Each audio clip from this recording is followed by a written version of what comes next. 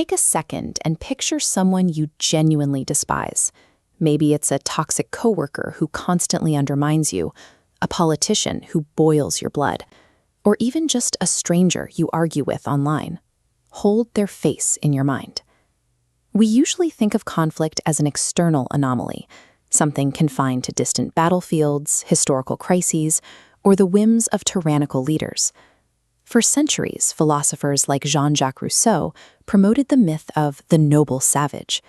This is the enduring belief that early humans lived in perfect harmony with nature and each other, and that it was only the invention of private property and modern civilization that corrupted our natural state of peace.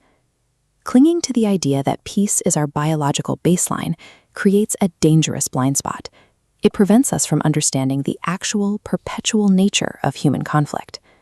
Archaeologist Lawrence Keeley challenged this romantic view with scientific detail. At prehistoric sites across Europe, Asia, and the Americas, the evidence shows constant defensive fortifications and high rates of violent death, with stone arrowheads found embedded deep in ancestral bone. When we compare the mortality rates of these pre-state societies against industrialized nations, the prehistoric numbers are staggering. Even including both world wars, the rate of violent death in primitive life towers over that of the 20th century. This innate impulse for war hasn't vanished with the rise of modern states. Instead, it migrated. The battlefield moved from open plains into office politics, ideological polarizations, and digital platforms.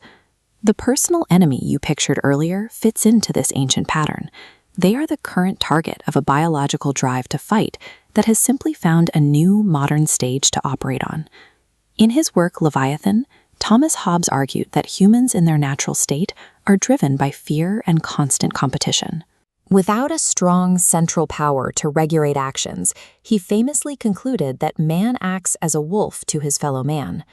Sigmund Freud observed a similar darkness within the individual psyche.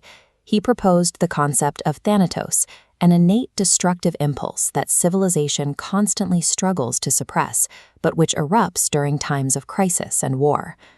Carl Jung went even deeper, identifying what he called the shadow. This is the collection of dark impulses, unacceptable desires, and flaws that our conscious mind represses because they don't fit the image we want to have of ourselves. To preserve our sense of righteousness, the mind uses a mechanism called projection. We take those denied internal traits and cast them onto an external scapegoat, convincing ourselves that the darkness exists only in the other person. The intense hatred felt toward an enemy functions as a psychic mirror. By focusing on the perceived evil of another person, we successfully avoid looking at the unacknowledged flaws hidden within ourselves. Individual projection becomes a collective weapon when filtered through power. Michel Foucault analyzed how institutions, from the state to the media, control discourse to define what is considered true and who is considered a threat. Zygmunt Bauman showed that modern atrocities aren't just bursts of irrationality. They require a meticulously constructed narrative that frames violence as a rational act of defense or an essential step toward purification. By exploiting this collective shadow, leaders can dehumanize entire populations. Propaganda campaigns transform neighbors into parasites or subhumans, providing a moral justification for the most extreme authoritarian measures. When institutions use this language to define an existential enemy, they are weaponizing our internal psychological flaws. They provide the narrative structure that turns our private shadows into the public monsters we are told we must destroy. This dynamic isn't limited to history books. It characterizes our daily lives.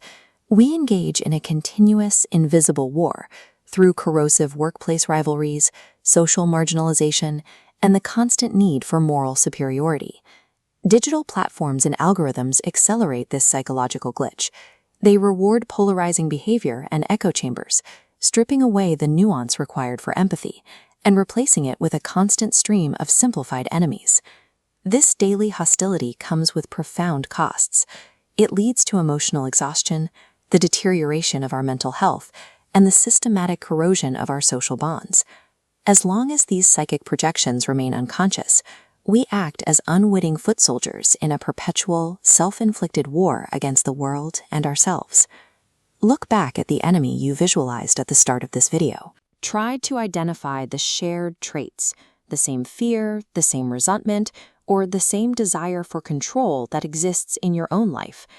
Breaking this cycle requires what Jung called shadow integration. This is the difficult process of bringing those dark, denied impulses into conscious awareness rather than repressing them.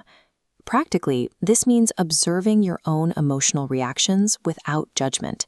It requires the discipline of active listening and the courage to replace the comfort of moral superiority with authentic dialogue. We cannot eradicate the biological impulse for conflict, but by mastering our own shadow, we take the only path available to stop manufacturing the enemies that haunt our daily lives.